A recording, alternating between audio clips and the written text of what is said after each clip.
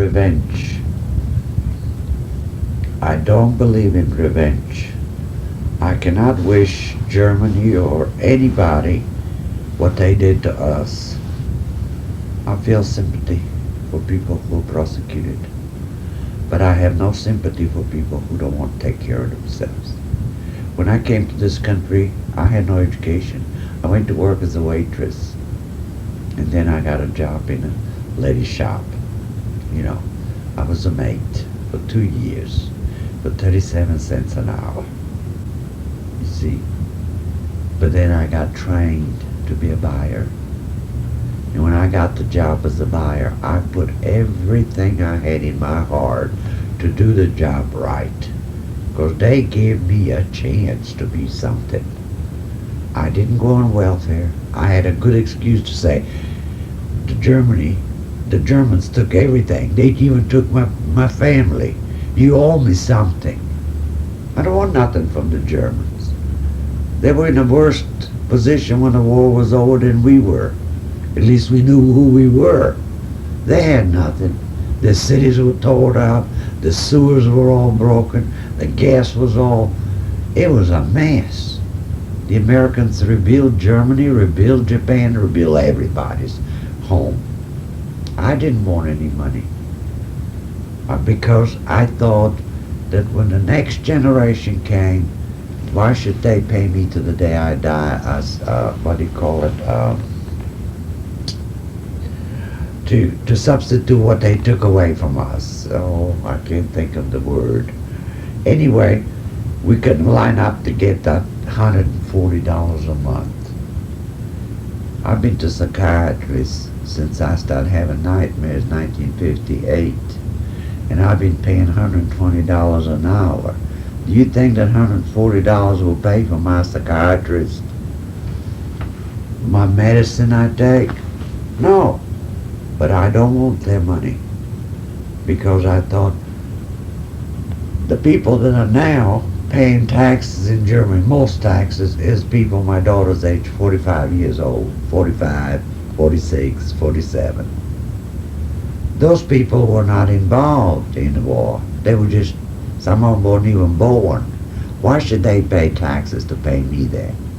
Their grandparents and parents, no, not even the parents, grandparents, were the one that got involved with Hitler. And then most of them are gone. I don't want the new generation to pay for their father's mistakes. It's not right. The Torah teaches not to have revenge. So I went to work. I earned my own money. I get my Social Security, I get my pension, I get my interest, what I put in the bank. I don't have much, but what I got is mine, and I earned it. I would never go on welfare. I despise people who sit on their fanny and let the government support them. They don't want to finish school. They don't want to go to work. They don't take a manual job. They want a job in the office. They don't want to do anything that has to do with cleaning and shoving snow or cutting grass or collecting garbage or whatever. I wasn't too big, but I believe you help yourself and God helped those who help themselves. You said, look, I want to go to college. I don't have the money, but I'm going to study and try to make at least more A's than D's. You know what I mean? And then I'll get a job at a gas station or at the grocery store, and I'll put every day so much money away, and I'll go to college. Then I can get me education, then I can get a better job. I didn't have that chance. But how many children drop out of school? My biggest plea with most children where I speak is, please stay in school and try to go to college. Because the next generation, 2000, it's not going to be easy to find a job unless you got it in here. Unless you got education. You're not going to make any living. All this technology, you gotta have an education. The people that don't have education are the ignorant ones that start wars. I'm saying You may have college education, you can still be ignorant. Because a lot of people go to college and come out just as dumb as ever. You know what I'm talking about? Just because you go to school, it doesn't make you educated. But my plea with every young man and woman is, girls and boys, you have a free high school education in this country. Take advantage. You have college loans. You can get scholarship or you can get a job. Your parents cannot give you all the money. They had to pinch all their lives. And I'm still pinching, even so I'm retired. I still watch every dollar. But you can get education. My husband got education because he was in the army that paid for it, but he had a job on the side, pumping gas. Most of the kids his age at that time did all that, pumping gas and making a little money going to college. Yeah, but see, I didn't have that chance. And you've got all the chance in the world in this country to be something and to do something. You can set your mind up what you want to do. Not right off, you know what you want to do. As you go along, you find out what you really want to do. And choose something that you will enjoy doing. When you enjoy doing what you're doing, you'll be good at it. That's what I always did. If I'm good at it, it's because I like to do it. I don't cook. I don't like to cook. I like to clean. Oh, I like to sweep floors and sweep my yard and rake the leaves and vacuum and clean my tile in the kitchen and sink in the dishes. I still like to wash. I got dishwasher. I wash dishes by hands because I love to do dishes. I learned that when I was so young and after the war, because my parents never let me do any housework because we had 3 maids in the house, you see, first floor, second floor, and third floor. Wasn't allowed to do any housekeeping. Butler let me clean the silver once in a while, but I wasn't allowed to do anything. And I never learned how to cook. So, do you have any questions? Go over your questions, see if we answered them or not. I think you pretty much covered most of them, but I go through them. You better go through it. Maybe you'll go home and forget you didn't ask me. What was your life like before Adolf Hitler? You kind of covered that. Yeah, well, lived in a 40-room mansion with servants, the only child. I wasn't spoiled, but I was pampered awful lot. And I was a rascal. I got in trouble every time. My parents punished me by putting me in the corner to stand straight with my hands down and face the corner. Don't touch the wall. Don't speak. Don't ask what time it is. And don't sing. And that half an hour or an hour, depends on what I done, seems like eternity. And when I was put in the corner, I was told, now you think what you done, was it necessary?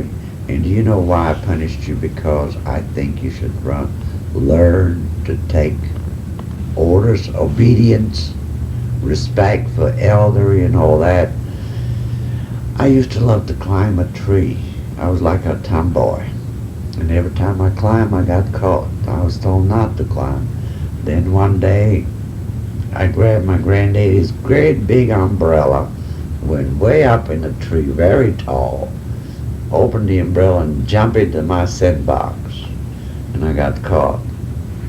And my granddaddy said to me, he came out of the house and one of the mates saw me doing it and she told on me and he said, my Hebrew name is Lenchi. He says, Lenchi, do you know that if you fell down and broke your neck, you can die?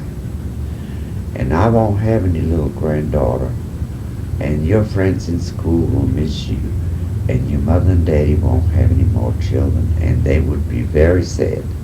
Now 6 feet below ground is cold. And you love life.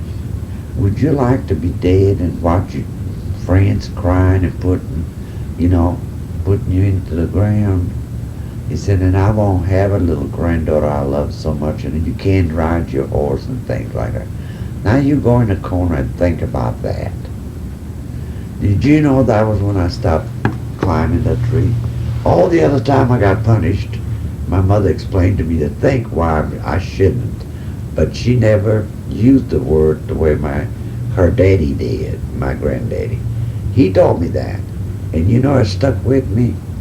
When I was raising my daughter, I used to always tell her the reason why I didn't want her to. Like in the 60s, there was a lot of drugs, and free loving, and all that stuff was coming up, you know. Boys and girls slept with each other without even knowing each other, slept, made love. And I told her, I said, Stella, your pride would be taken away if you go to a man and admit to a sex relationship when you see how they don't respect the woman for that. They were going to marry a girl who is virgin. They don't care to marry a girl who sleeps with everybody. And drugs, you can take them and you can ruin your life. Your brain goes to waste. Your body falls apart. You don't know what's day or night. And I said, drugs are good for healing if it's prescribed by a doctor. But for joy, they're no good. I said, it's just no good. And I said, do you want to be sober, healthy, young, and proud of yourself? Then stay away from those things.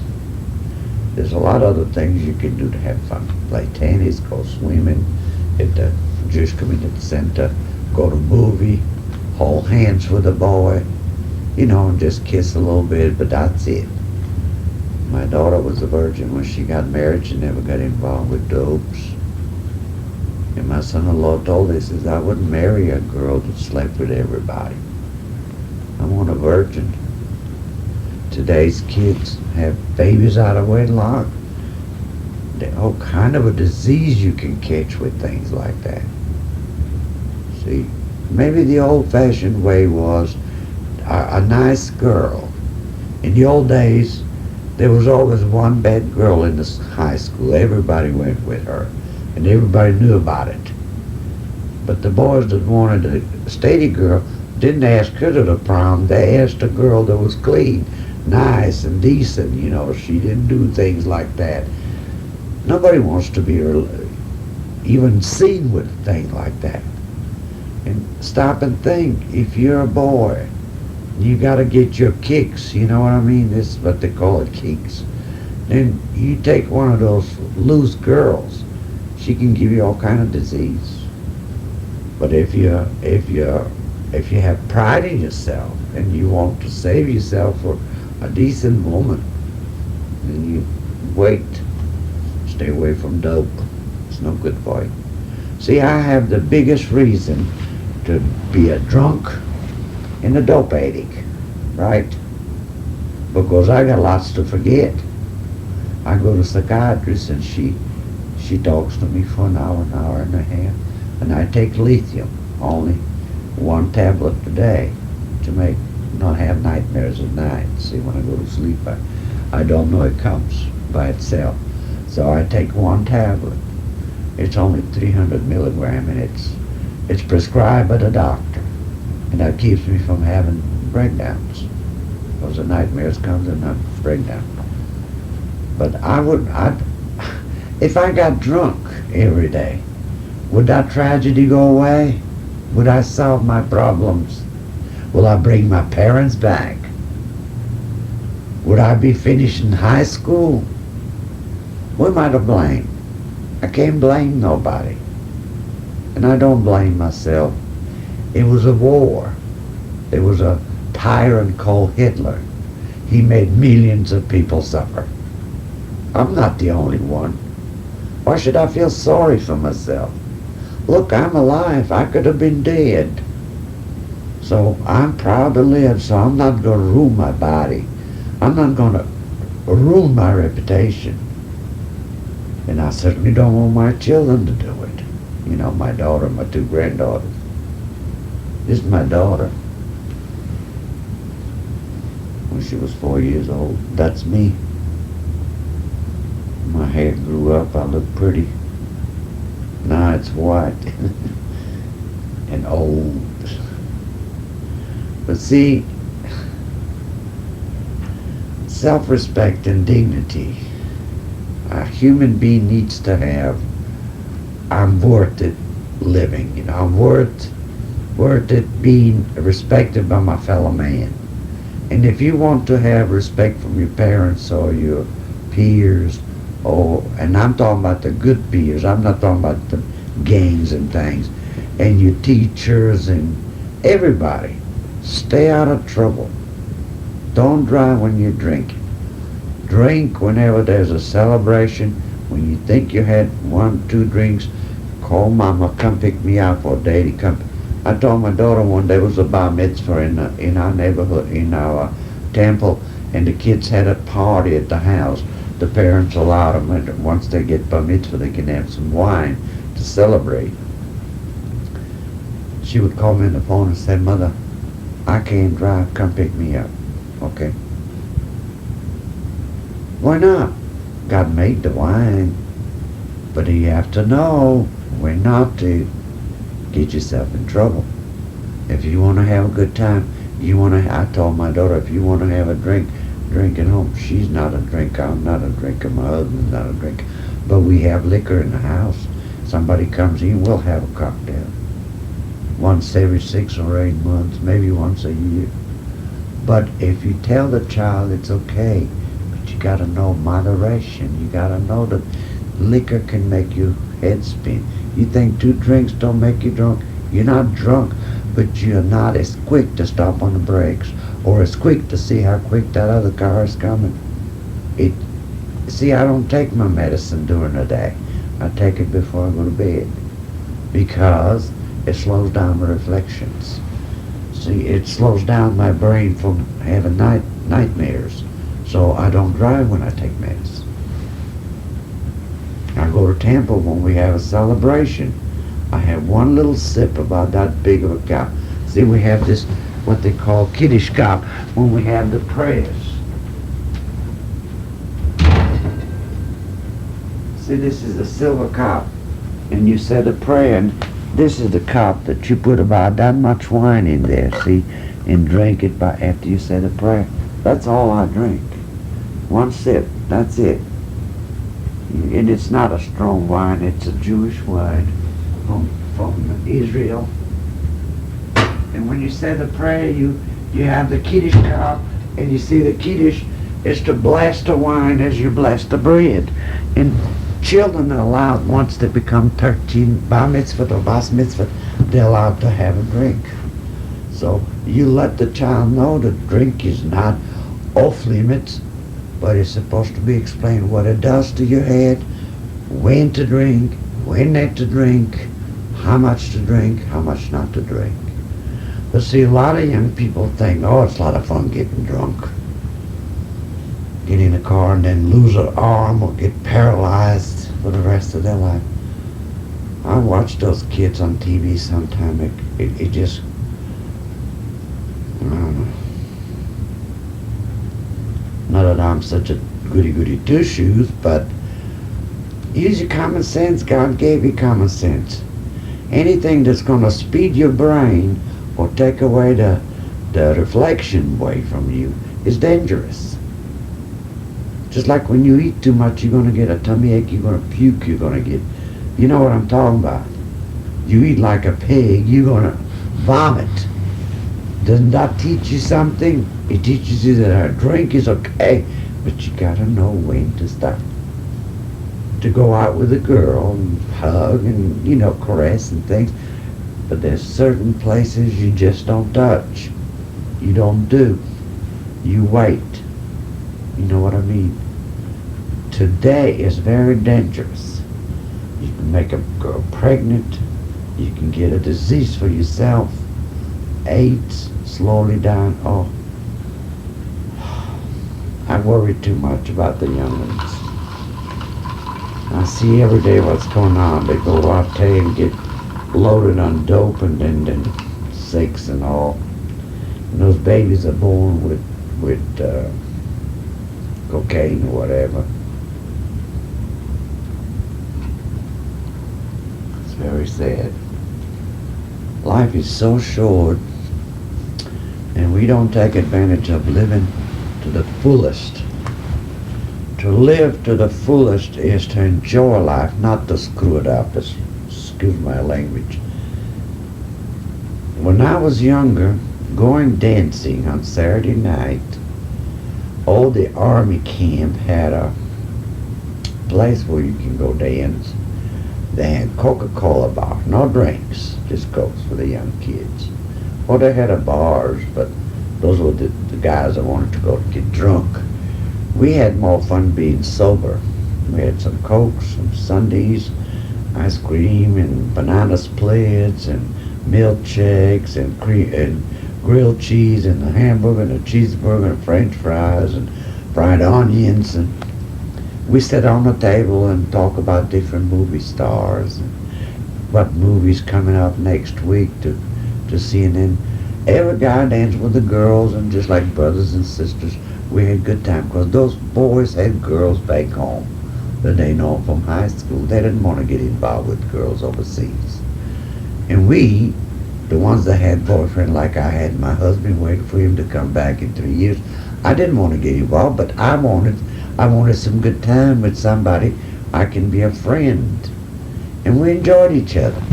We buy some candy and split a candy and eat candy, go to the movie, play with the popcorn, go watch the football game. They taught me how to what it's all about. See, football in Europe is the soccer. And I thought football, when they was talking football, I said, oh yeah, I like to go to football. I got there and it was just balls like that, and they do different things. So one of the guys taught me what football was all about, so I became a football nut. I just love football. Texas Tech lost a game last week. Saturday. They were too excited about the last win, and every time you celebrate too far and say, we're number one, watch them fall flat on their face.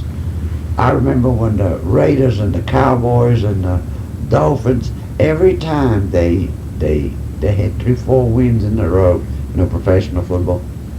I know all the quarterbacks and all of them. I know their scores and everything. I love football. I'm worst. He don't care that much. He sit there watching for a while. Dog. So I sit here, recline, and get my drink. So that's how I get drunk, on my pink soda pop. And I watch that TV. I watch football. I love football. You can have so much fun without being in trouble. Without get in the car, go to the park, drive the car to the park or to the lake, sit down and talk about books. I love books. My husband, I see all those history books over there, world history and American history. Those things cost $15 a piece.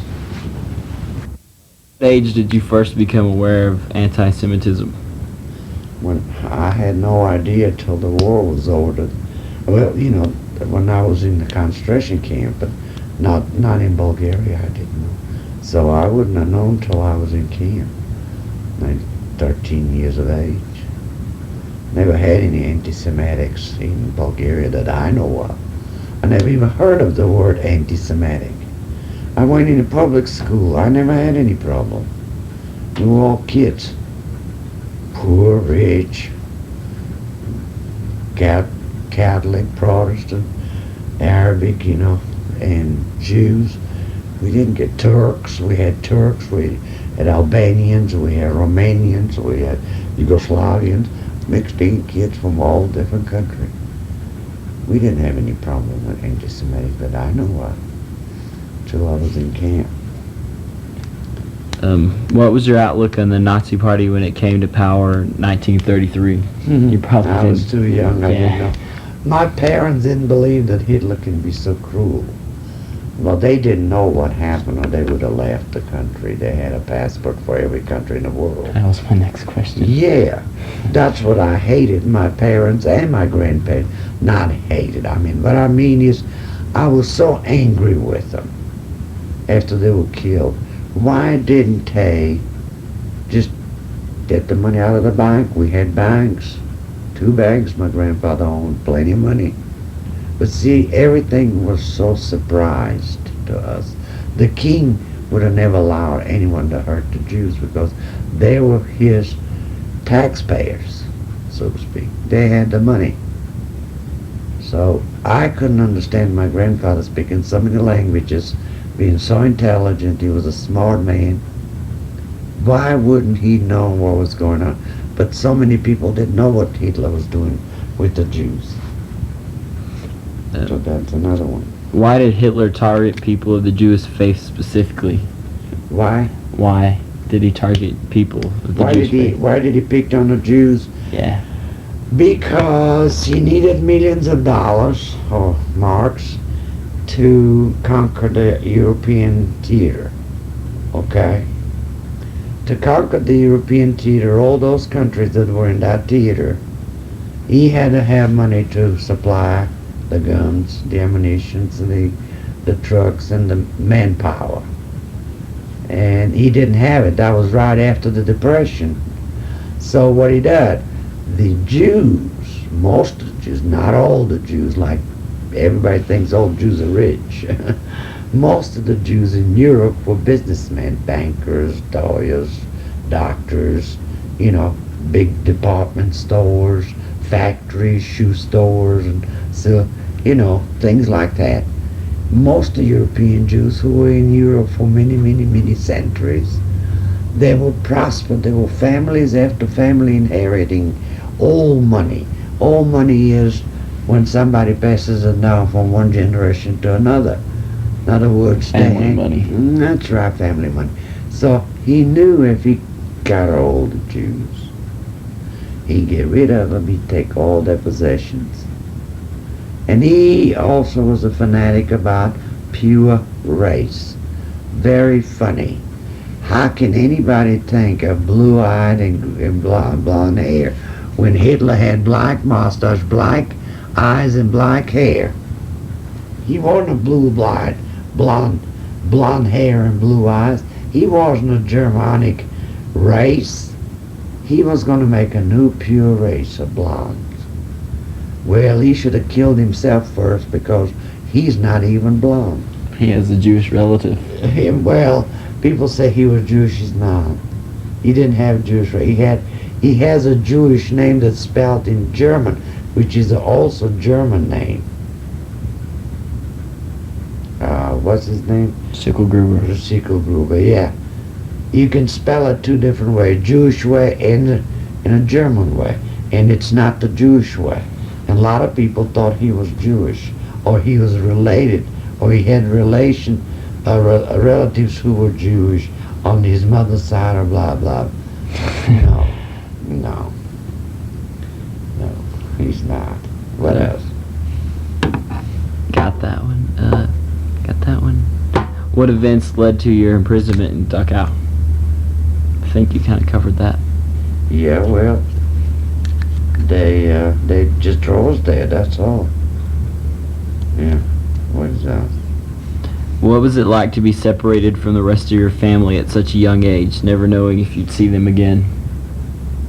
Well, I was lucky not to be separated from my female relatives, but I was separated from my male relatives, like my father, grandfather, uncles, cousins.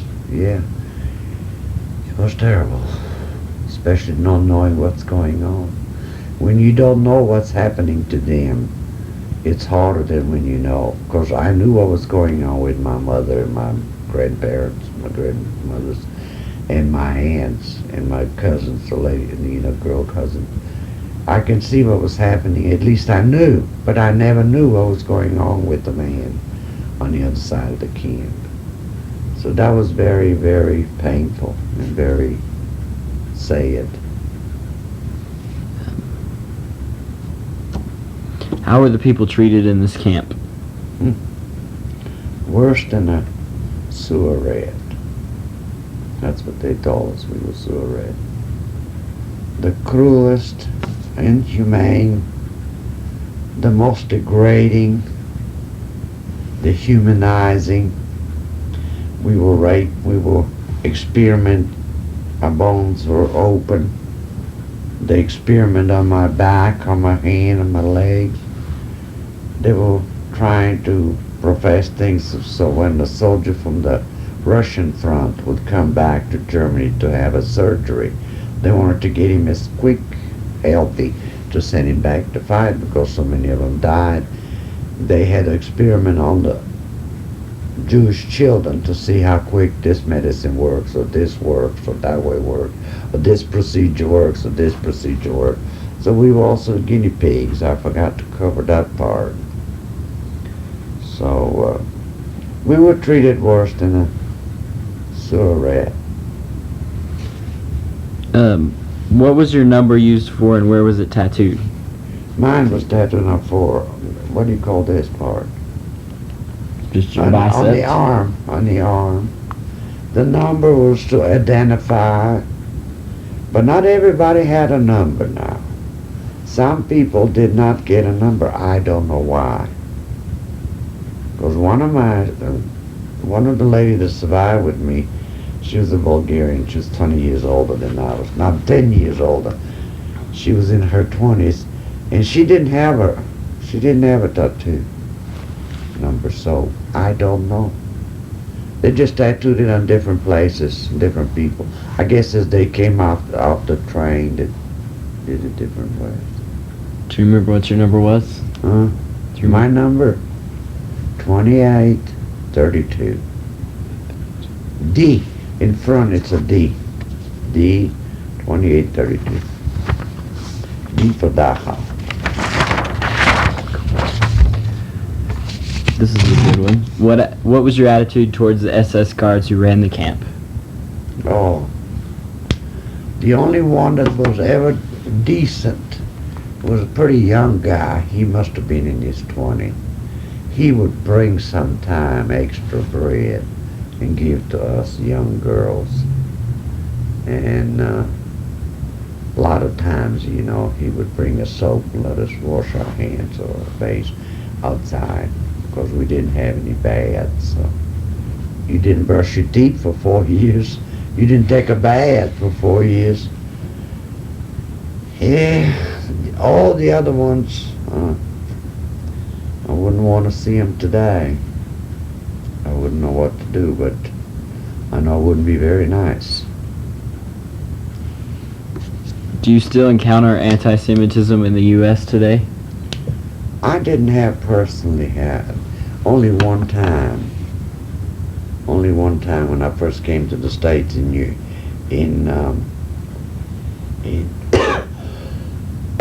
Florida. A woman lost her husband, or was a son. I was in a drugstore and she thought I was German Jew, and then she said, because of you my son got killed or something, and she said, I hate all Jews and all Germans. And when she said Jew, that's where it hurt me, because we didn't kill her son. We couldn't help it that he was in the war.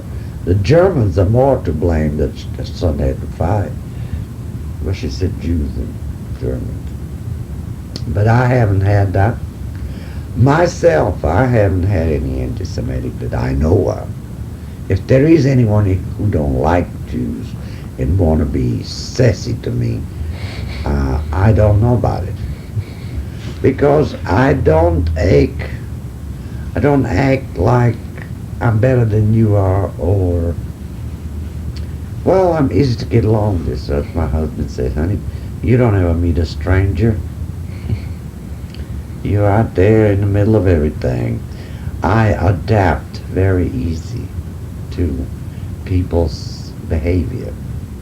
And there's things I don't like about them. I overlook it because I'm not perfect. There might be things they don't like about me, so what the heck, you know. So I don't have problems with people, and I don't have people directly being rude or mean to me.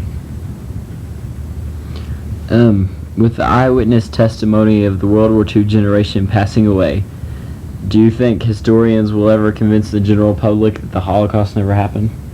Well, if the American soldier that liberated the camp would insist the government make sure the tapes of films that the Star and Stripes newspapers and the radios who photograph those things keep those films in the archives and make copy of it for different schools to be distributed. So, well, we see them on television anyway. To see, and those, like you interviewing me, you should interview someone who liberated a concentration camp, one of the GIs, like the boys who came into camp like when I was liberated. Those are the ones that are eyewitness. They sold the body, they sold the dirt and the filth and the killing unnecessarily, like a war. See, in our religion, murder is forbidden. If you premeditated murder, it's like killing someone because you want to kill him. But now, if it's a self-defense, that's not a murder, that's killing. To kill someone is not the same as to murder. Those two words in Hebrew are separated. In the war, God says, I will help you to kill the enemy. Thou shalt not murder. See, where God says it's okay to kill to protect your land. It's okay to send soldiers overseas to fight the war to protect freedom because they're killing people. When Truman, that was this tragic decision that he had to make in his life. He was a very religious man. He didn't believe in murdering, but he believed in killing to stop others being murdered, because the Bataan March was tragic for anyone who can read, understand, and try to feel what those boys went through, like those 3 flyers in my camp. They didn't give secrets. They rather die than suffer than to tell the Germans why and how come or where they're going to bomb next. To kill is to make so many lives to be saved. If Truman sent that bomb there, it's because he knew there was going to be thousands upon hundreds of thousands, Americans and Japanese, dying on both sides. And then the Russians will get involved. Right. See? So he says, bingo, I'll put one. Okay, I may kill 100,000 people with 2 bombs, but I'm going to stop the war. And it's not going to be suffering anymore. At least the rest of the people in Japan are not hurt. But we were throwing bombs in Japan anyway, just like we did in Germany. So what's the difference? You put one bomb and show the Japanese we've got the equipment. We can alienate you from this world if you don't quit fighting. Say I give up. Well, they wouldn't. The first bomb they didn't give up. Second bomb they did. Well, Truman was right. He saved thousands of lives on each side. So what did he do? He killed because he didn't want them to be killed. He did not murder. He did not make a decision to murder all Japanese. He just wanted to make sure they knew we could do the war and we can finish the war. He gave them all the chance to surrender. They wouldn't surrender. Yeah, Tojo didn't want to. He does not want to surrender. So he says, okay, you don't want to surrender? I'm going to make this war quit quickly. I'm going to save you some people to die and my people to die, and that way I can eliminate 2 cities and get you to quit. He quit. Same thing in Germany. We had to bomb the cities. Who got hurt? The innocent children and the women and the old people, because the soldier and the Nazi wasn't right there. They were either in a bunker somewhere or way out of the place. So you don't get the man that's involved in it, the villain. You never get the villain. You always get the innocent people. But then wars are not pretty. Saddam Hussein wasn't killed, but thousands of his people got killed. You see what I'm talking about?